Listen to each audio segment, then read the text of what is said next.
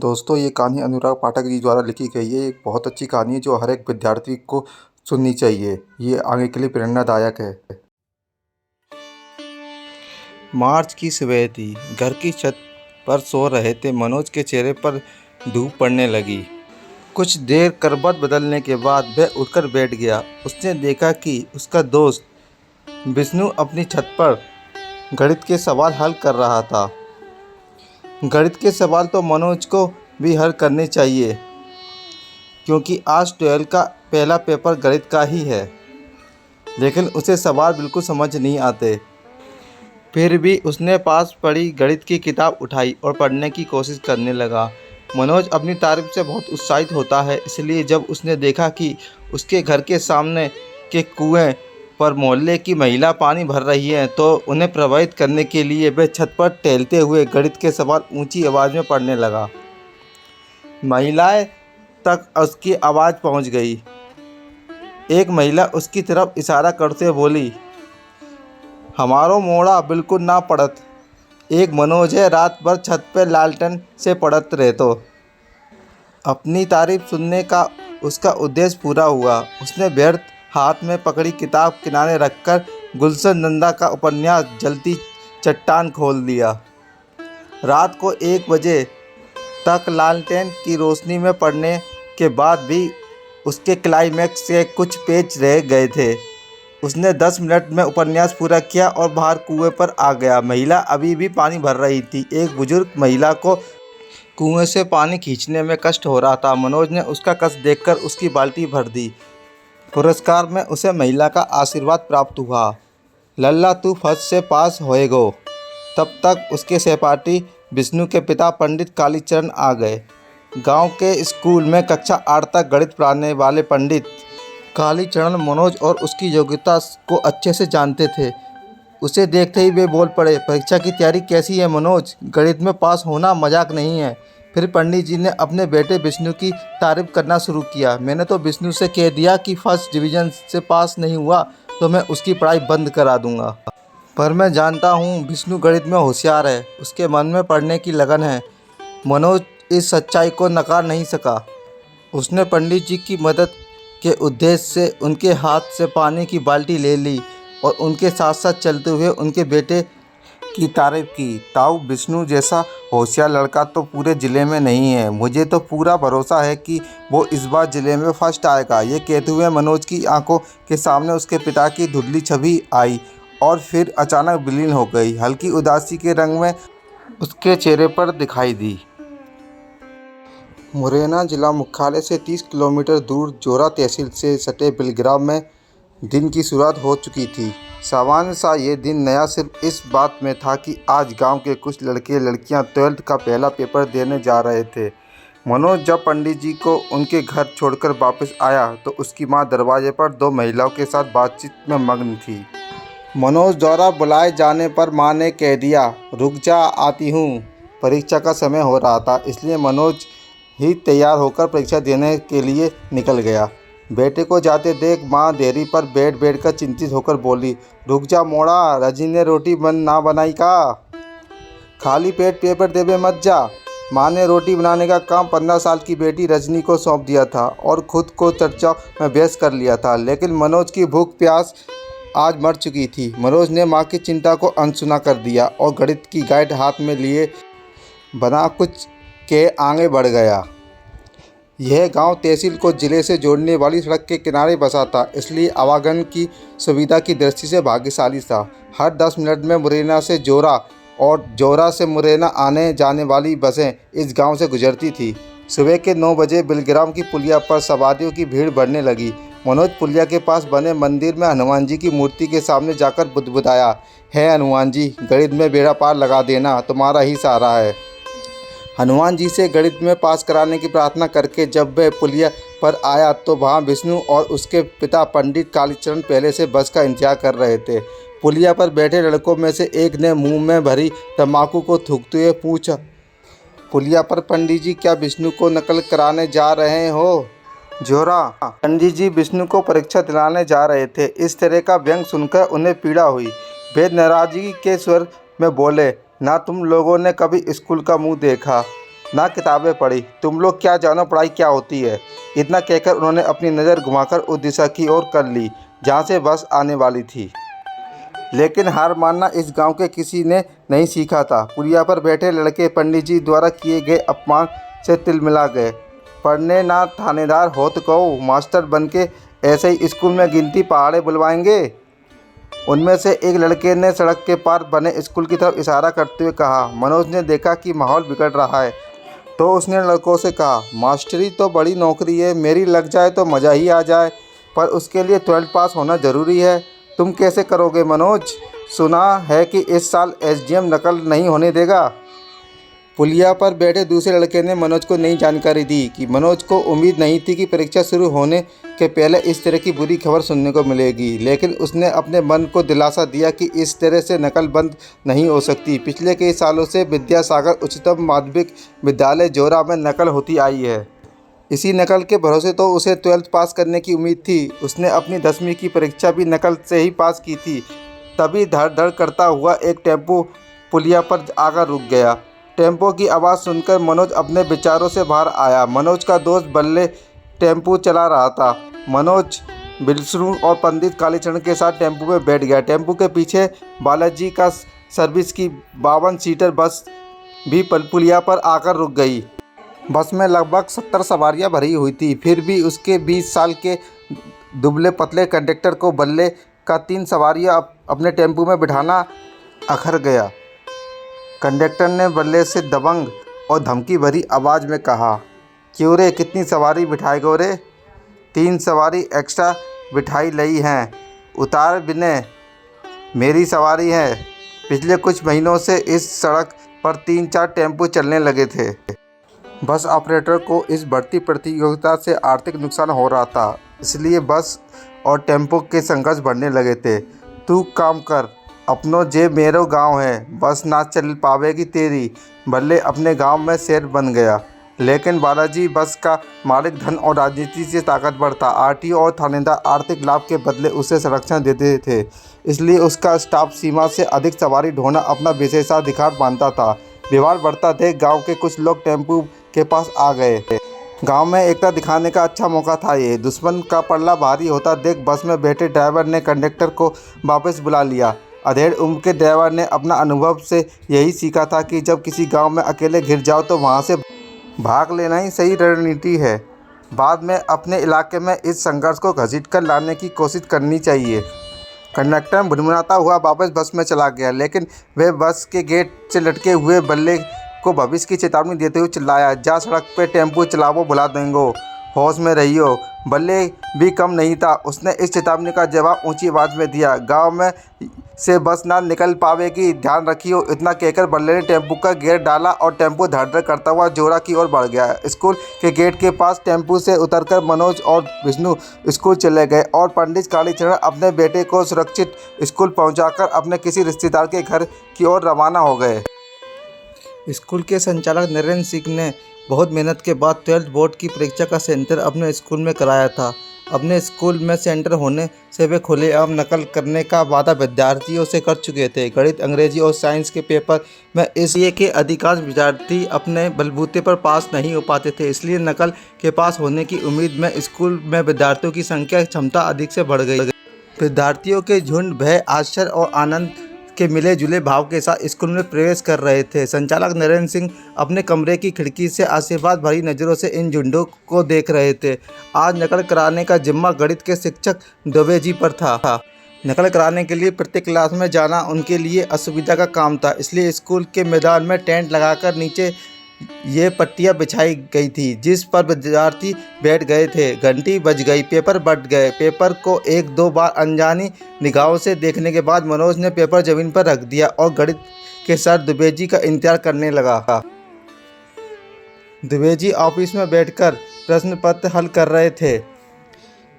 एक प्रश्न हल करने के बाद उसे ब्लैक बोर्ड पर उतारना, फिर दूसरे उत्तर की सप्लाई करना मेहनत और योग्यता का काम था। अभी दुबे सर द्वारा किया गया पहला उत्तर ब्लैक बोर्ड पर उतारा ही जा रहा था कि स्कूल के बाहर हलचल हुई। एक सफ़ेद रंग की पीली बत्ती लगी बोलेरो स्कूल के कंपाउंड में आकर रुक गई।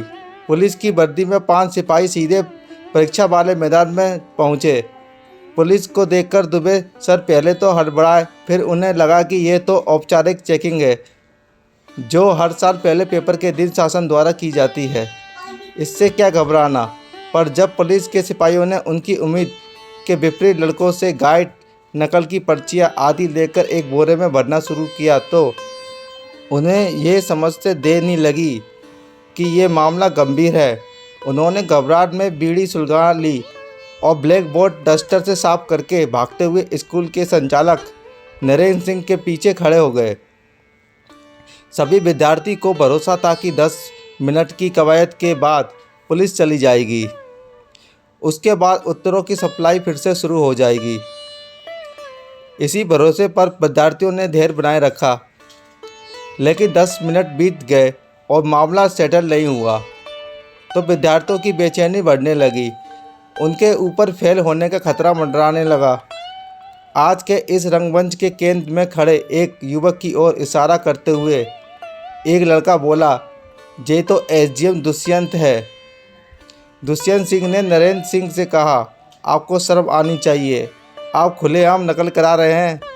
घबराए हुए लड़के और अधिक घबरा गए। एक सरकारी अधिकारी की ताकत देखकर मनोज को आश्चर्य हो रहा था। एसडीएम का रौब रुतबा गजब का था। हमेशा अपनी दबंगई में रहने वाला जोर थाने का थानेदार कुशवाहा भी अपने से अधिक उम्र के एसडीएम के सामने हाथ बांधे खड़ा था। नकल के इंतजार में बैठे लड़के एसडीएम को कोस रहे थे। नरेंद्र सिंह को समझ नहीं आ रहा था कि उनकी नकल की जमी जमाई सेटिंग एसडीएम ने कैसे बिगाड़ दी। नरेंद्र सिंह ने स्कूली शिक्षा के जॉइंट डायरेक्टर को फ़ोन लगाकर एसडीएम की करतूत कह सुनाई। जॉइंट डायरेक्टर एसडीएम की कार्यप्रणाली से परिचित था। उसने कहा, दुष्यंत सिंह का कोई इलाज नहीं। ऐसे अधिकारी ही होते हैं जिन्हें जमी जमाई व्यवस्था को उजाड़ने में मज़ा आता है। जोरा के बुरे दिन आ गए।